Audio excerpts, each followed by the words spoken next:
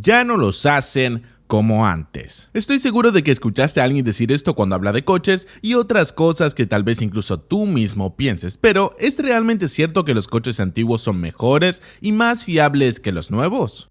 Los fabricantes de automóviles utilizan la obsolencia programada para asegurarse de que sus vehículos comiencen a desmoronarse justo después de que expire la garantía para obligarnos a comprar coches nuevos antes de lo necesario. Bueno, hoy vamos a hablar de todo esto y más. Me gustaría empezar contándoles mi historia personal de cómo me encontré cara a cara con la obsolencia programada. Ahora, hace algunos años tuve este coche. Era un Mini Cooper R56 2009. No el S1, sino el básico con motor atmosférico. Pero aún así era un coche realmente divertido y era muy divertido conducirlo por curvas. Disfruté ese coche. Ahora, cuando lo compré todavía estaba en garantía. Tenía poco menos de 3 años y tenía alrededor de 50,000 kilómetros recorridos. Así que estaba conduciendo y me detuve para ir a un supermercado. Estacioné el coche, me fui y cuando regresé noté un gran charco justo debajo de mi coche. Y como cualquier entusiasta del motor, tuve que sumergir mi dedo en el fluido para saber qué era, y era anticongelante, así que hice que remolcaran el coche al servicio autorizado más cercano ya que todavía estaba en garantía. En pocas palabras, la carcasa de mi termostato se había agrietado y goteaba líquido por todo el suelo. Así que cuando regresé a recoger el coche de la reparación, sentí algo de curiosidad y le pedí al mecánico que me mostrara la carcasa del termostato, porque había tenido muchos coches diferentes, pero nunca antes reemplacé la carcasa del termostato, ya que no es un elemento de servicio típico. Así que el mecánico aceptó y me mostró esto, un gran trozo de plástico viejo. Me sorprendió un poco porque todas las demás carcasas de termostatos que había visto anteriormente estaban hechas de metal. Quiero decir, tengo otro coche, un Toyota MR2 de 1987, así que tiene 36 años, tiene 250,000 kilómetros recorridos y Dios sabe cuántos propietarios anteriores, por lo que es muy probable que también se haya manipulado el kilometraje varias veces. Pero aún tiene la carcasa del termostato original, nunca se ha reemplazado antes porque obviamente está hecho de metal, una unidad bonita y robusta que dura básicamente para siempre. Así que le agradecí al mecánico y me fui. Y comencé a pensar, ¿quién en su sano juicio haría una carcasa de termostato de plástico?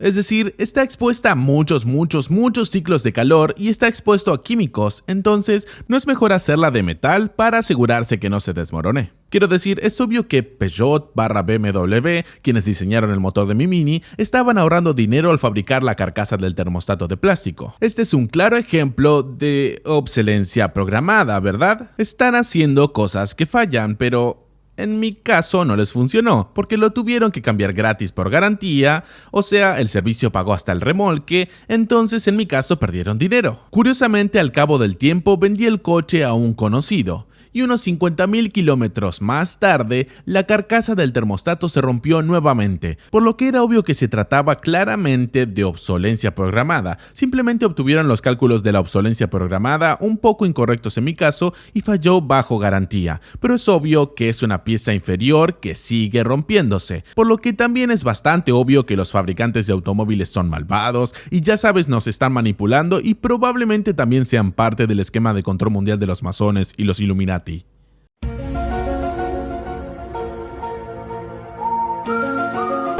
Bueno, no. Estoy seguro de que hay muchas sociedades y clubes secretos y algunos individuos muy influyentes por ahí, pero usarlos para explicar todo es solo una simplificación conveniente para las personas que no parecen querer pensar racionalmente, así que demos un paso atrás y pensemos racionalmente aquí. ¿Qué hacen los fabricantes de coches? Obviamente fabrican coches. ¿Por qué fabrican coches? Bien, para poder venderlos y obtener ganancias como cualquier negocio de fabricación, zapatos, ollas, sartenes, computadoras, lo que sea, fabricas cosas para poder venderlas y obtener ganancias. Las ganancias lo son todo. Si no obtienes ganancias, quiebras y dejas de existir. Por lo que las ganancias para las empresas manufactureras son como el aire para los humanos. Sin ellas, mueres. Ahora, si bien tienen que obtener ganancias, al mismo tiempo los fabricantes de coches también tienen que cumplir con las normas y regulaciones gubernamentales y para garantizar que sus vehículos se vendan bien, también tienen que satisfacer las expectativas y necesidades de los consumidores. Para darle a los gobiernos lo que quieren, los fabricantes de coches tienen que hacerlos más limpios y seguros y para lograrlo, obviamente necesitan agregar piezas adicionales a sus coches. Para darles a los compradores lo que quieren, nuevamente tienen que agregar piezas a los coches porque los compradores siempre quieren que los coches sean cada vez más rápidos, más seguros seguros, más cómodos, más atractivos, más eficientes. Ya sabes, quieren que los coches sean siempre mejores. Y aunque al mismo tiempo añaden piezas para lograrlo, los fabricantes de coches deben mantener los costes bajos porque los coches deben tener un precio competitivo frente a todos los demás coches del mercado. Entonces, al mismo tiempo que están agregando piezas, no pueden aumentar dramáticamente el precio. Entonces, esto explica la carcasa de plástico del termostato, así como colectores de admisión de plástico, tapas de balancines de plástico, las bombas de agua de plástico, todo de plástico. Los fabricantes de automóviles no hacen esto porque sean malvados, lo hacen porque tienen que hacerlo. Tienen que reducir costos en alguna parte, están obligados a hacerlo. Bueno, sí, los autos se han vuelto más complejos con los años y por supuesto, ser más complejos significa que tienen más piezas y tener más piezas, por supuesto, aumenta las posibilidades de avería. Pero hay otra cosa que tenemos que entender y que existe una ilusión en lo que respecta a la fiabilidad de los coches antiguos. Debemos recordar que la mayoría de los coches modernos pueden recorrer fácilmente 250.000 kilómetros sin mantenimiento ni revisiones importantes. En los años 60 y 70, un coche que hacía más de 150.000 kilómetros se consideraba que había llegado a la cima de su vida útil.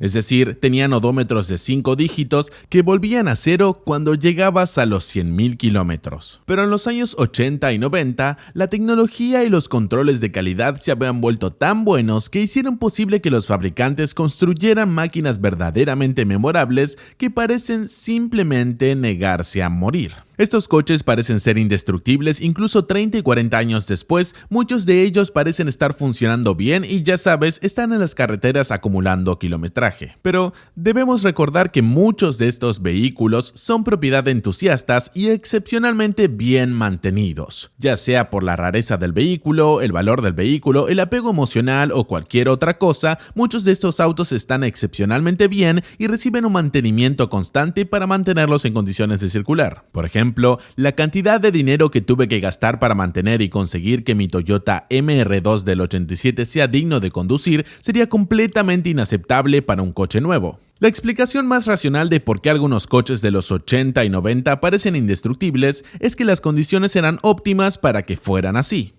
En aquel entonces, los estándares de seguridad y emisiones no eran tan altos como lo son hoy, lo que significa que los coches no tenían por qué ser tan complejos. Y como ya dijimos, la tecnología y los controles de calidad eran más que suficientes para permitir a los fabricantes construir vehículos realmente robustos. Pero hay otro factor clave por el cual algunos coches de esta época fueron tan buenos y confiables. Y ese factor clave es algo que es bastante asequible hoy en día, pero no era tan poderoso, preciso o utilizable en los años 80 y 90.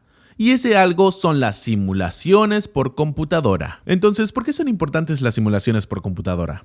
Bueno, son importantes porque hoy en día son tan poderosas y tan fácilmente accesibles que permiten a los ingenieros diseñar piezas que duren una cierta cantidad de tiempo. Pueden simular la cantidad de ciclos de calor y ciclos de trabajo y pueden ver con una precisión bastante decente cuando un determinado componente del automóvil comenzará a deteriorarse o simplemente fallar por completo. Y esto significa que pueden fabricar piezas y componentes que no duren mucho más del kilometraje promedio cubierto dentro del periodo de garantía de ese vehículo.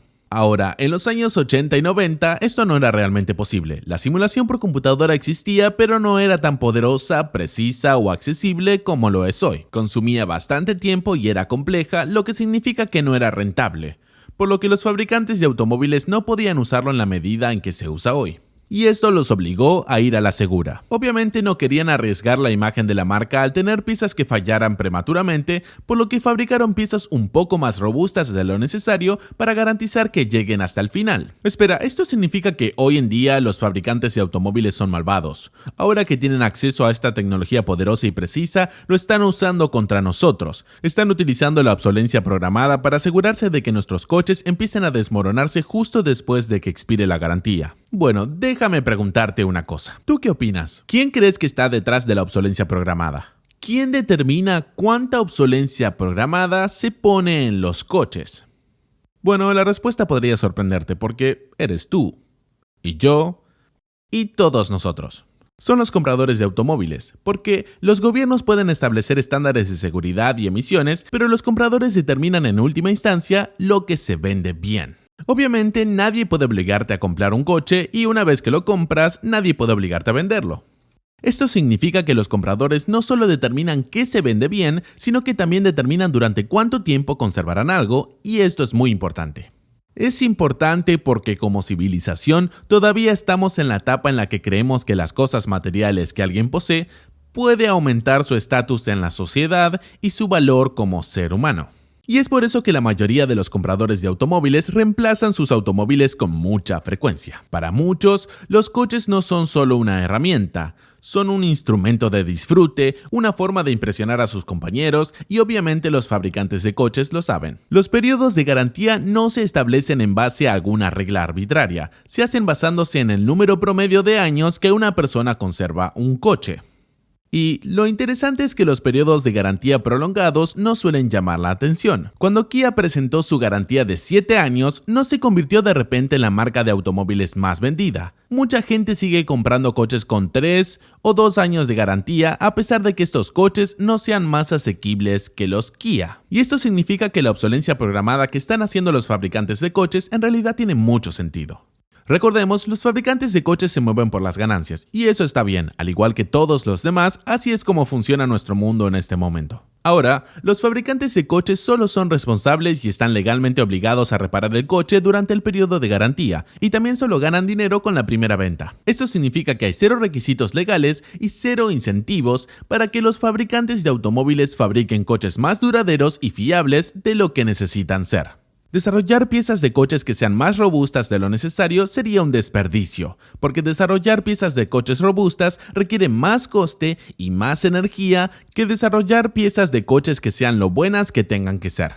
Y esto nos lleva al elefante en la habitación. Sostenibilidad. La sostenibilidad de la industria de fabricación de automóviles, así como de muchas otras industrias manufactureras. Ahora, nuestra sociedad, el mundo en el que vivimos, es un reflejo de nosotros mismos. Los humanos no remodelamos el mundo en función de inputs externos. No lo hicimos. Nadie nos dijo qué hacer. Construimos nuestro mundo en función de nuestros deseos y necesidades. Nuestros gobiernos son el reflejo de la mayoría humana. Nuestras marcas de coches son un reflejo de nuestros deseos y necesidades. Y el problema es que la mayoría parece tener doble faceta cuando se trata de sostenibilidad. Todos hablamos en grande sobre la sostenibilidad. Hoy en día todos vamos a ir a comprar ese cepillo de dientes ecológico, pero también al día siguiente vamos a salir a comprar un coche nuevo porque nuestro vecino también compró un coche nuevo. ¿Y quién querría verse mal al lado de su vecino? Sin tener en cuenta el factor de que nuestro coche estuviera totalmente bien y pudiera recorrer muchos más kilómetros. Y hacemos esto con muchas otras cosas. Reemplazamos muchas de nuestras posesiones materiales no cuando han llegado al final de su vida útil, sino muchos de nosotros los reemplazamos muy a menudo cuando hay un incentivo emocional lo suficientemente fuerte para hacerlo. En otras palabras, reemplazamos nuestros armarios, nuestros smartphones y nuestros muebles no cuando están viejos o rotos, sino cuando pensamos que han pasado de moda o cuando simplemente nos aburrimos de ellos. De hecho, a su disposición, los fabricantes de coches tienen la tecnología para fabricar un coche que podría ser muy fiable, muy resistente y muy duradero. Probablemente incluso podrían hacerlo con componentes reparables y reemplazables por el usuario. Pero aparentemente nadie compraría un coche así. ¿Cómo lo sé? Bien, aquí hay un ejemplo de otra industria bastante derrochadora. Los smartphones. Los reemplazamos cada año, 2 años. Los reemplazamos solo porque nos gusta el nuevo teléfono, aunque nuestro smartphone está totalmente bien. Ahora, alguien pensó que esto era una mala idea y quería darles a todos una alternativa, y así nació el Fairphone 2, que no solo está hecho de materiales sostenibles, sino que también tiene componentes reparables y reemplazables por el usuario. ¿Te gusta una cámara nueva y mejor que salió al mercado? No hay razón para deshacerse de todo el dispositivo. Puedes reemplazar fácilmente la cámara del smartphone. Del 2015 al 2019 se vendieron 115,000 Fairphones. ¿Sabes cuántos teléfonos Samsung Galaxy S6 se vendieron en el primer mes de lanzamiento del teléfono? 10 millones. Gran parte del mundo que nos rodea es un reflejo de la mayoría de nosotros. Actualmente las leyes y regulaciones gubernamentales solo se ocupan de las emisiones de los vehículos mientras el coche está en marcha, mientras el coche está en la carretera. No hay nada que obligue a los fabricantes de coches a hacer coches fiables, duraderos, fácilmente reparables y por lo tanto más sostenibles. Esto significa que los fabricantes de coches son libres de fabricar cosas como esta, un alternador que cuesta una pequeña fortuna, pero que no se puede reparar cuando falla. También son libres de fabricar piezas que se hacen fusionando múltiples componentes en un solo componente grande. Si se rompe una parte, las otras seguirán funcionando, pero habrá que reemplazarlo todo. Todo se desecha y pueden justificarlo fácilmente diciendo que aparentemente estas cosas contribuyen a una reducción del 0,5% en el consumo de combustible y emisiones. El hecho es que las emisiones de los coches son solo una fracción de nuestras emisiones totales y nuestra huella ambiental. La pandemia del coronavirus lo demostró de manera muy obvia. En muchos lugares del mundo, la gente se quedaba en casa, nadie conducía, por lo que la cantidad de coches en las carreteras se redujo drásticamente, pero de alguna manera la contaminación del aire tampoco se redujo tanto. Y esto se debe a que la gente todavía estaba viva, no había desaparecido, y esto significa que todo lo demás funcionaba, plantas de energía, fábricas, plantas de procesamiento, todo estaba funcionando y generando emisiones. Reciclar coches obviamente consume energía y genera emisiones, y los coches, como muchas otras cosas, no se pueden reciclar al 100%. Fabricar coches nuevos para reemplazar los viejos también consume energía y genera emisiones. Esto significa que reciclar algo que no necesitaba ser reciclado y fabricar cosas nuevas para reemplazarlos es un desperdicio, no importa cómo lo mires. Pero nuestras regulaciones gubernamentales actuales solo se preocupan por las emisiones de los vehículos mientras los vehículos están en las carreteras. Y es por eso que estamos recibiendo una gran embestida con los vehículos eléctricos, porque los vehículos eléctricos tienen cero emisiones. Y recibo muchos comentarios en mi canal de personas que dicen que la electricidad es el futuro, que los coches eléctricos pueden salvar el mundo y cómo aparentemente existe este gran choque entre los coches con motor de combustión interna y los coches eléctricos. Lo que realmente está haciendo este tipo de debate es desviar la atención del tema importante, del problema real. Y es que los coches eléctricos realmente no contribuirán en nada a la sostenibilidad. De hecho, en el peor de los casos, podrían empeorar la sostenibilidad. Porque los coches eléctricos obviamente necesitan paquetes de baterías muy grandes, y la vida útil con la tecnología actual de estos paquetes de baterías es de unos 10 años, después de lo cual deben reciclarse. En este momento, una batería nueva va a costar mucho más que el valor del vehículo usado, lo que significa que también el coche va a ser reciclado, aunque la mayoría de las cosas que contengan funcionen correctamente.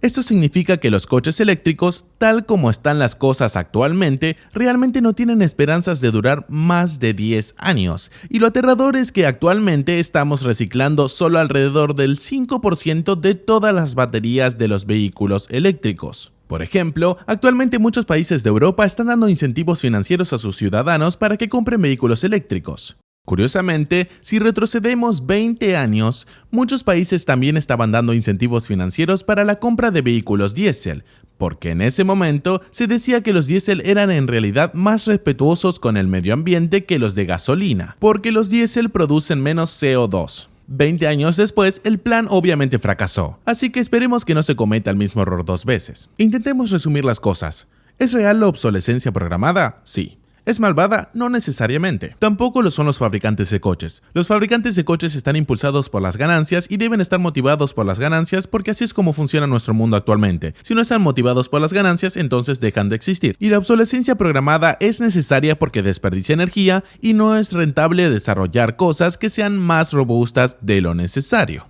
Pero la otra cara de la moneda es que reciclar cosas antes de lo necesario y fabricar cosas nuevas para reemplazarlas también es un desperdicio. Obviamente, este es un tema extremadamente complejo y muy importante, y es imposible resumirlo en un solo video. Así que lo que realmente quiero hacer es mostrar la superficie de este tema o debatirlo, por así decirlo, y realmente me gustaría escuchar tu opinión sobre esto. Entonces, ¿qué piensas? ¿Hay cambios en el horizonte?